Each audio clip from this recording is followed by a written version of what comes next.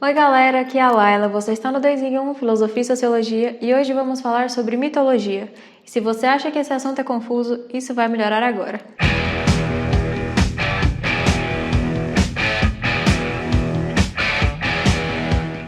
Bom, primeiro temos que entender o que é o mito. O mito é nada mais nada menos do que uma narrativa fantástica que busca explicar os fenômenos da natureza, as relações entre os seres humanos, o sentido da vida através de bases divinas e sobrenaturais.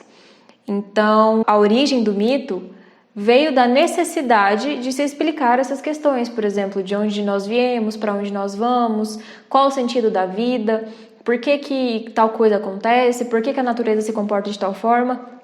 O mito, ele explica todas essas perguntas. O mito também é composto por alegorias, metáforas, lembrando que metáfora, assim como o mito, é diferente de mentira. O mito não pode ser considerado nem mentira nem verdade, é simplesmente uma narrativa que busca explicar as questões humanas. Então, quando dizemos que a narrativa mítica é uma metáfora, é dizer que nós precisamos interpretar aquilo. Por exemplo, uma história que é a mesma para todos, um mito que é o mesmo para todos, cada pessoa pode ter a sua interpretação daquilo. Entender o que aquela mensagem está te passando, o que aquele mito quer te falar e qual ensinamento você vai aprender com aquilo. Outro ponto muito importante é entender a diferença entre mito e religião, que são coisas, apesar de muito próximas e terem muitos pontos em comuns, são diferentes. Podemos dizer que o mito, ele é contado e recontado sem um controle, sem uma instituição oficializada para aquilo. Já a religião é uma instituição. Ela tem líderes, tem organizações, existem casas, construções apenas para aquela religião.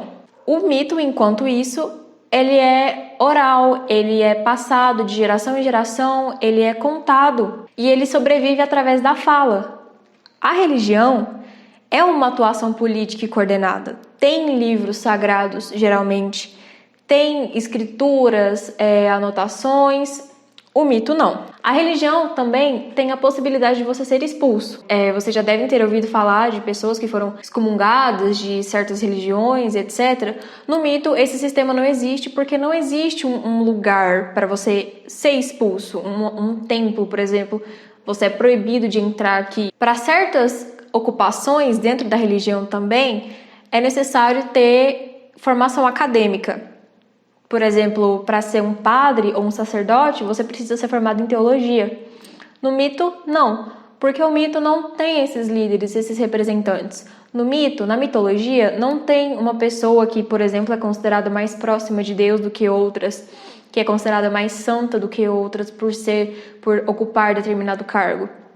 Então, essas são basicamente as principais diferenças entre mito e religião. E é muito importante entender. Outra característica do mito é a educação através do medo, como uma forma de controle social.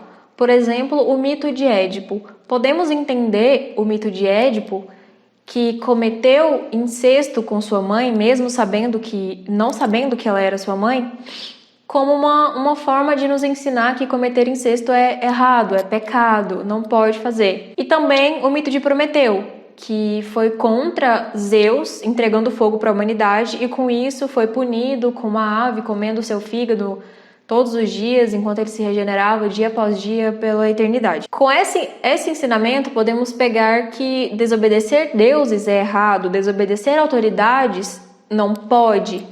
Então, além de cumprir o seu papel de explicar e dar orientações sobre a vida, o mito também é uma forma de controle social, uma forma de fazer a população seguir certas ordens, obedecer certas ordens que não necessariamente são dadas por alguém, elas são simplesmente passadas nas interpretações dos mitos. Outra coisa é a figura masculina como sendo central. Na maioria dos mitos, principalmente os politeístas, temos um líder principal entre os deuses. Por exemplo, na mitologia grega temos Zeus, na mitologia romana temos Júpiter, e na mitologia nórdica, Odin.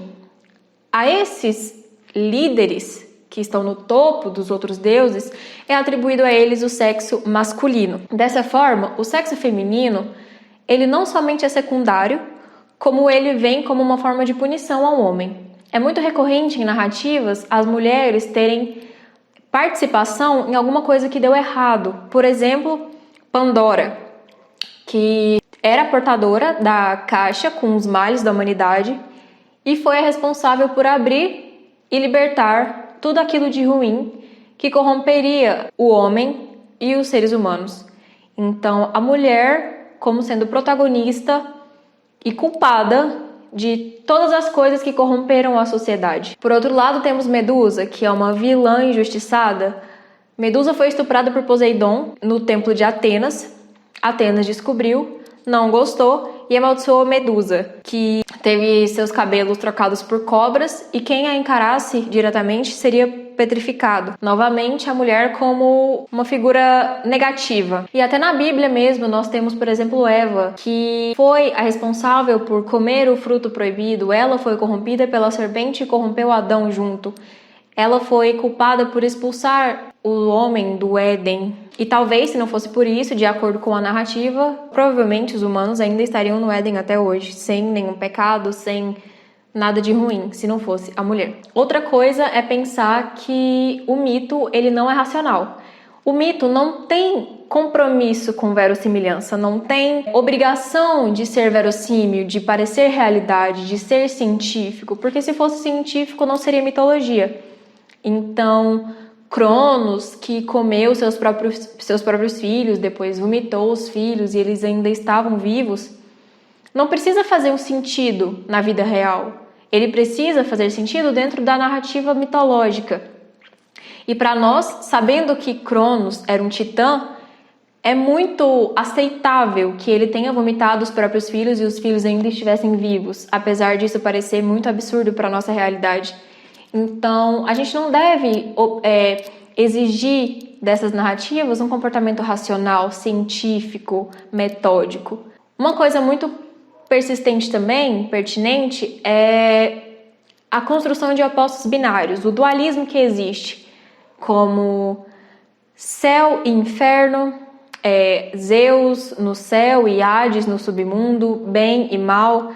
São conceitos, são ideias que têm um significado próprio, mas que não teriam sentido sem a existência de seu oposto. Por exemplo, não seria justificável a existência do bem se não tivesse o mal. Não teria por que ter um céu se não houvesse o inferno.